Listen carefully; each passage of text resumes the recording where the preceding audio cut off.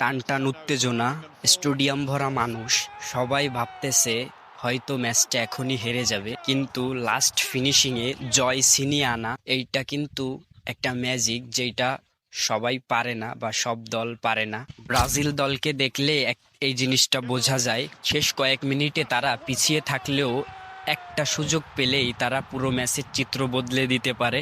এই comeback mentality তাদের সব থেকে বড় শক্তি। আমার মনে হয় জীবন আর বিজনেসও ঠিকই একই। অনেক সময় প্রথম প্ল্যান ফেল করবে, স্ট্র্যাটেজি ফেল করবে, মানুষ বলবে এটা দিয়ে কিচ্ছু হবে না, কিন্তু মজার বিষয় হলেও অনেক মানুষ এই ফেলিয়ারকেই জীবনের শেষ অধ্যায় হিসেবে মেনে নেয়। যারা জীবনে কিছু করতে চায় তারা ফিউচারে কে ফিডব্যাক হিসেবে দেখে। আপনি ইলন মাস্কের কথাটা একবার চিন্তা করেন। 2008 সালে স্পেসএক্স তাদের পরপর 3টা রকেট লঞ্চ ব্যর্থ হয়। সবাই বলছিল মাস্ক হয়তো এখানেই শেষ, কিন্তু সে আর একবার চেষ্টা করে এবং তার শেষ চেষ্টাই হয়তো স্পেসএক্সকে আজ এই পর্যন্ত আনছে। পৃথিবীর সব থেকে বড় এবং সফল কোম্পানি আজ স্পেসএক্স।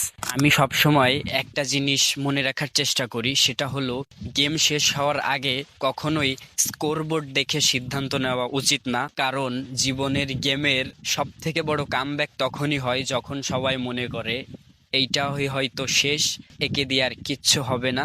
আপনার জীবনেও যদি এরকম কোনো কামব্যাকের গল্প থাকে কমেন্ট বক্সে শেয়ার করতে পারেন। সো দেখা হচ্ছে নেক্সট ভিডিওতে। টাটা।